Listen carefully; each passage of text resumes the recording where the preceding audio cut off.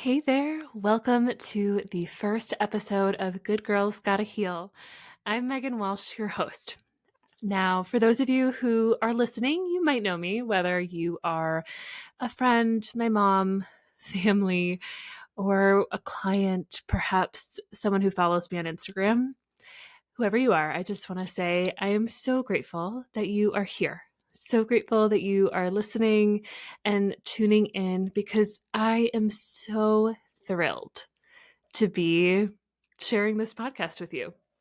And so, you might be wondering why Good Girls Gotta Heal. And the reason that I fully rebranded my podcast to this is because it feels like it is the epitome of the work that I do, of the work that I have done, of the works my clients do. It's really about how do we shed the good girl mask and step into our most authentic selves. And this is where, right, this is where all the really good, deep, meaningful, peaceful, easeful parts of ourselves live, is in this unmasking, right? Taking the mask off. But, the mask is a very well worn mask.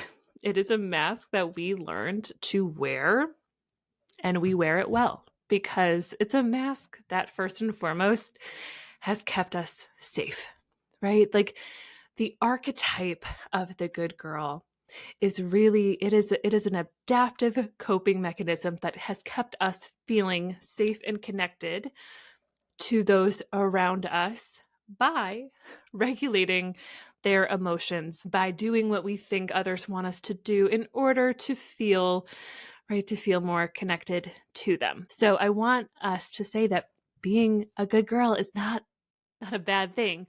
And of course, I'm totally getting that we are using binary language here and even calling this podcast, right? Good Girls Gotta Heal. But what we really want to do is dismantle that, right? Is to have so much compassion for the part of us that wanted to be good in order to feel safe.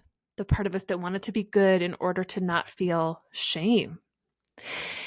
And we want to really begin to embrace all the parts of us that got a bit muted or not heard, not seen, not validated because we felt, right, the good girl archetype was the way that we had to be. Because we're not going to be that way anymore.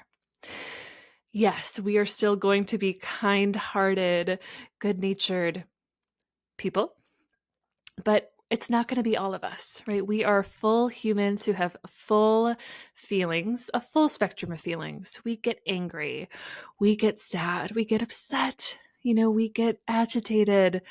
We get to feel all those things and remain in connection to others, right? We get to feel all of our feelings, and it doesn't mean that our connection to others stops. Now, you might be someone listening and being like, well, let me tell you about my dad, or let me tell you about my sister. And yeah, I'm sure, right? The reason we all are the way we are is because there are people in our lives who could not tolerate us feeling any emotion other than happy, content, quote unquote, good. There are people who don't know how to stay regulated in the presence of us feeling our whole spectrum of feelings. And if that has been your experience, I just want you to know I hear you, and it sucks, to put it simply. It's really hard to not trust that others can hold us and our feelings authentically, no matter what we feel, because that's what we've always deserved. And so, I would love us to start today by just talking a little bit more about the good girl archetype, because this is an archetype, right? It isn't a full identity. It's just really an archetype, a mask, right? It's a coping mechanism that we have used when you grow up in an environment or you are surrounded by people who are not able to tolerate and accept and hold space for your most authentic self. And so when that happens, you are someone who has learned, I have to prioritize the needs of other people above my own, right? That comes out in people pleasing, excessive caregiving, difficulty setting boundaries, and a fear of expressing anger or disappointment. You are someone who has likely learned to suppress your own emotions and needs in order to avoid conflict or punishment. Because I imagine that approaching conflict or anything related to punishment is, it feels so hard to tolerate, right? It feels so unsafe that we want to do anything and everything to avoid that. It's probably why it's really hard for you to have a hard conversation. That was the hardest part for me for a long time, a very long time. I can still feel the heart palpitations that I would feel before leaning into actually addressing things in my relationships. It was hard. And you are likely someone who, with having a hard time having hard conversations, it's probably hard for you to name how you're really feeling, because we are not happy, calm, and content at every moment of the day. I always tell my clients that a healthy relationship is not the absence of conflict. It's the way in which we communicate about it. It's the way in which we work to repair. That is the measure of a healthy relationship. And so when we hide parts of ourselves, whether we are consciously aware of it or this is happening on a subconscious level, when we hide our authentic emotions, when we say, I'm fine, I'm good, don't worry, I'm good. Or maybe we're just silent for a long time to show and communicate how not good we are. That is a way, right? That shows, I didn't learn to feel safe in communicating my most authentic emotions to you. And I will tell you, my husband will tell you, that is one I still deal with, right? I've been working as a therapist for over 15 years. I specialize in childhood trauma, in building and creating warm and authentic relationships. And I still have to work hard to move through the deep-rooted conditioning that I have to not share how I feel. My husband he knows the telltale signs. It's either, are you feeling something and not saying it, or are you hungry? It's generally the two things. And again, I say this as a way to show, like, there is no perfect way to do this. It's really just our returning to the awareness and the noticing of, there's a need that I'm having. There's an emotion I'm feeling. And my conditioned response is to not share it or to not attune to it. But really, what is going to create, right, the healthy connections and the way in which my needs will finally be met is when I begin to name it, even if my feelings might make someone else uncomfortable, even if my boundary might make someone else uncomfortable. And I love remembering that, right? A boundary is a way to show someone how to love you, right? To show someone how to be with you, how to be in relationship to you in a way that feels aligned and connected to your most authentic self. So, in this podcast, we're going to dive into all the different ways, to help you do this, to navigate the hard conversations, set boundaries, to talk about all the hard stuff. And we're going to expand into other areas as well. We're going to talk about different alternative healing methods. We're going to talk about spirituality, human design, creativity, music. There are all these ways in which we can support ourselves to begin to step in and understand and know and embrace our most authentic, imperfect self. If you are someone who is ready to really dive deep into your healing work, you may be ready to step into my self-paced course called The Healing Practice, a gentle guide to childhood trauma recovery. Now, when you enroll in the healing practice, you will walk away with a deeper understanding of your past in order to help you feel empowered as you move forward into your future. You are going to learn the steps to cultivate self-compassion and build self-worth. Guys, truly, self-compassion, it changes everything. You are going to learn specific concrete communication tools to create more authentic, connected relationships. You are going to learn tools and practices to regulate your nervous system, because this is the ultimate path into trauma recovery. You are going to receive guided visualizations and reflections to deeply connect to your inner child, and you will leave with a step-by-step framework for your own daily healing practice. I love this course so much. It is really the core components of everything that I teach and share with all of my clients. If you are ready to begin this healing journey, use code HEAL and you will register for 50% off plus 2 free months inside of my membership, the Cycle Breakers Collective. And inside the Cycle Breakers Collective, you have 2 opportunities per month to get direct one-on-one support from me. So you guys, this deal is incredible. I hope you hop in to the healing practice with code HEAL. Now, as a therapist, there is the notion that I don't share a whole lot about myself with my clients because it's my client's space, right? I am meant to be there as a support to my clients, to reflect with my clients. And if I share something, it's usually because there is, I believe it will be a therapeutic benefit to my clients. And so I'm naming this out loud that if you're listening and you're a client, that you might hear more about me in this space. And that is your choice, right? To continue to enter into.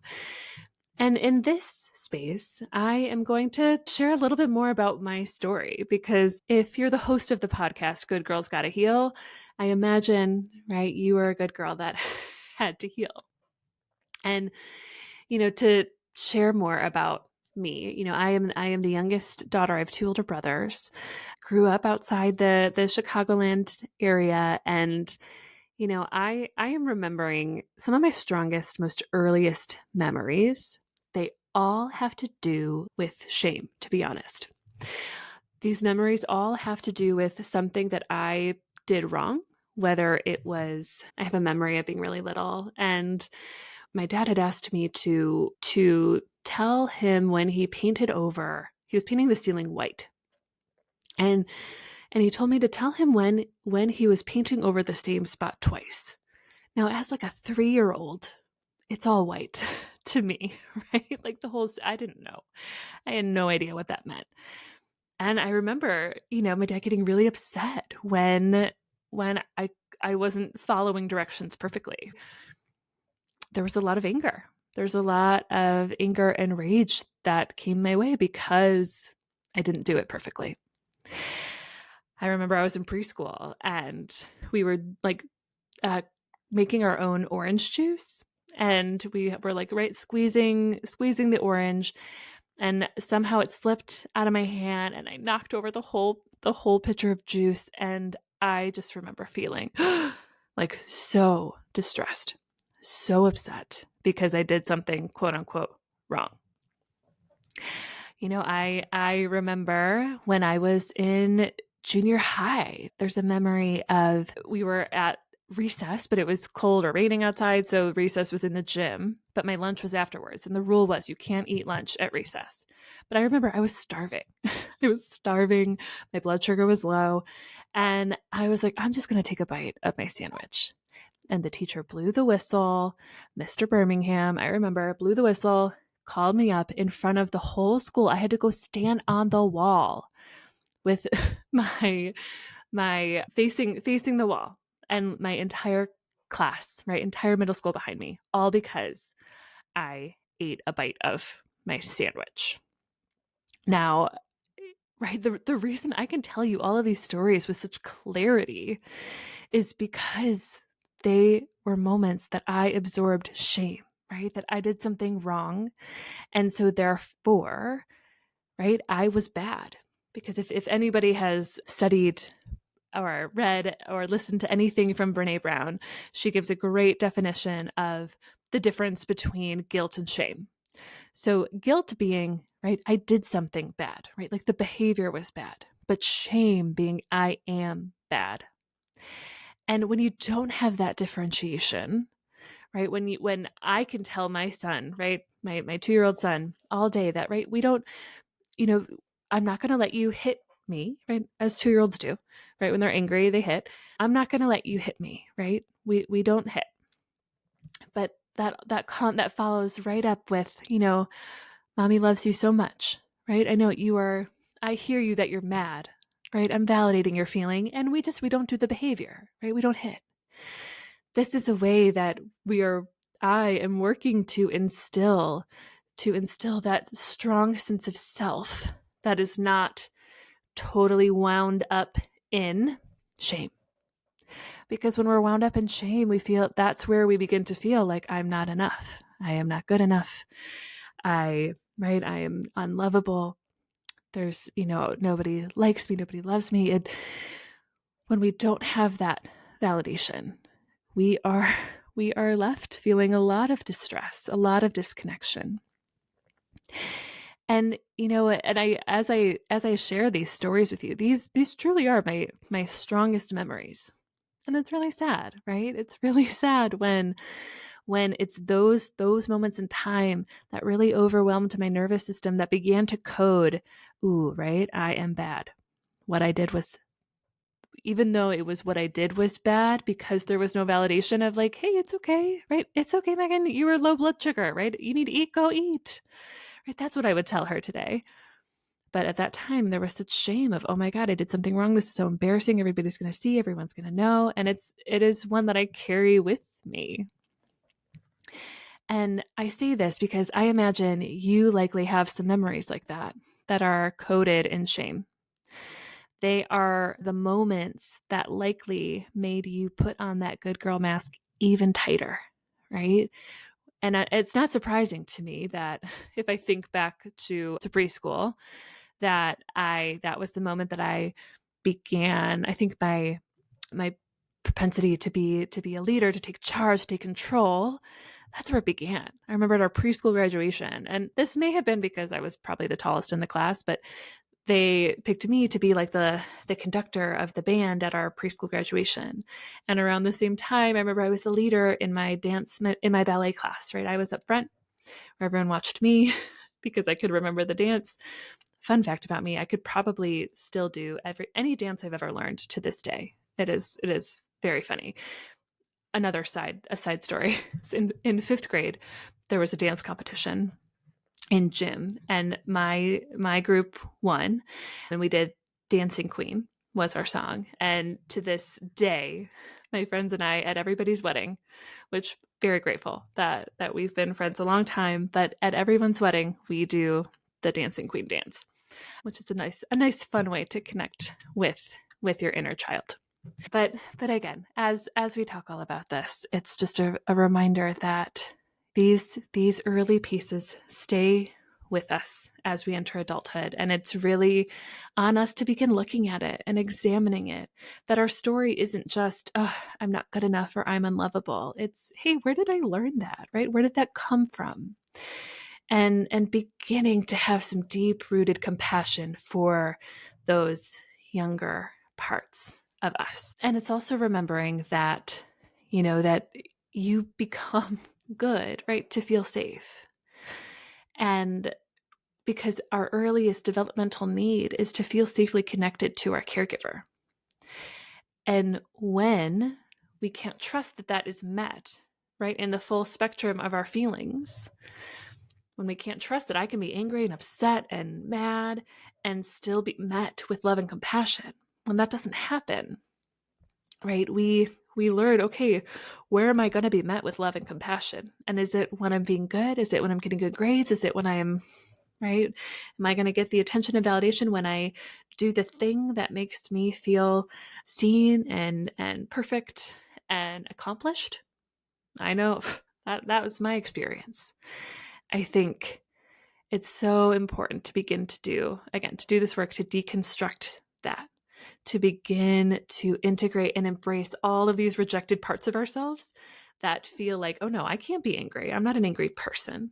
I hear that all the time from clients. I'm not an angry person. And to that I say, right, oh, you're supposed to be angry, right? Anger is a productive emotion that helps us to know, right, when our boundaries have been crossed, right, when our needs aren't being met.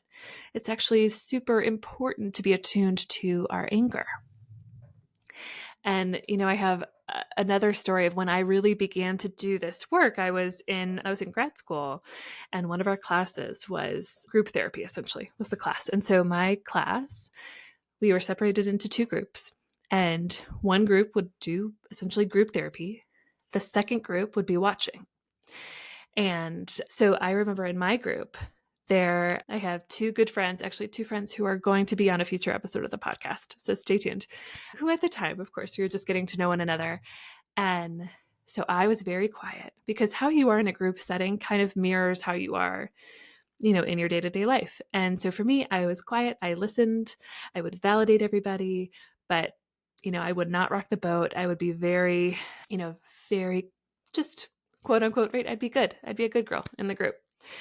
And I remember another member, she's very outspoken and really direct and a bit more sharp. And like, to me, oftentimes I would feel like, right, a little afraid, because she was exhibiting emotion that I wouldn't allow myself to feel. And I remember during one group, she just looked at me and she goes, "Are you ever going to say something?" And that is another striking memory to me, because I remember my face literally went pink. I remember feeling so much shame of like, oh no, right? I'm not doing enough here. I am not, being a good enough group participant. But what was really happening was, I was so afraid, right? I was so afraid to be myself, because I was worried I was going to be judged, or what would everyone think? And oftentimes I just didn't even have the words, right? I just didn't even know, what did I feel? What did I want to share? I was so scared and worried of what it meant to be my most authentic self, right? I had no clue at the time. And I say all of this just to, show compassion for wherever you are in this process, in this journey. And, and knowing that oftentimes, right, shame was the shadow part of my good, right, of my good part. And when something is in your shadow, right, it's a part of you that is rejected. And so whenever I would feel shame, right, it was so hard to feel connected to others. And so that shame would live within me and would add to me feeling really uncomfortable in my body, feeling really stressed internally, right? Like I remember my heart would race, I would have stomach aches. It would just be really hard to feel grounded. And it took a lot of work, a lot of therapy. And I am so lucky. I've had the same therapist for 15 years who has been just so transformative and life-changing for me. And until I could just really feel and trust that I could show up, right? And I can continue to practice being my most authentic self with others, even when it was uncomfortable.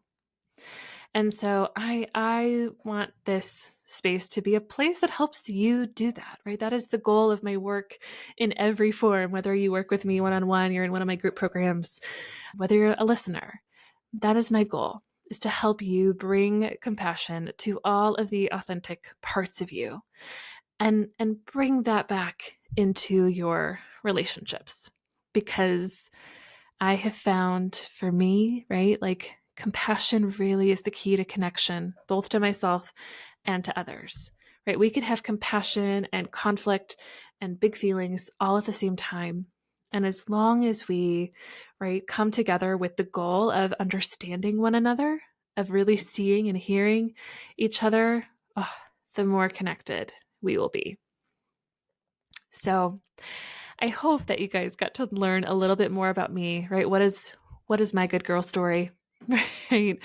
What brought me to this place? More of that will come out as we go here. But I'm so thrilled. I have so many great guests lined up to talk about all different aspects of how, right, this archetype impacts us and how our traumas impact us, and all the different strategies and tools that we can use to help us, again, step into our most authentic self. So I hope that you will tune in each week with me here. I want to hear from you. Let me know if there are topics that you'd like me to cover, if there are questions that you have. I am here to share with you. So I want your voice to be heard in this podcast as well. So cheers to you. beginning to take off this good girl mask and step into your most authentic self. I will see you back here next Wednesday.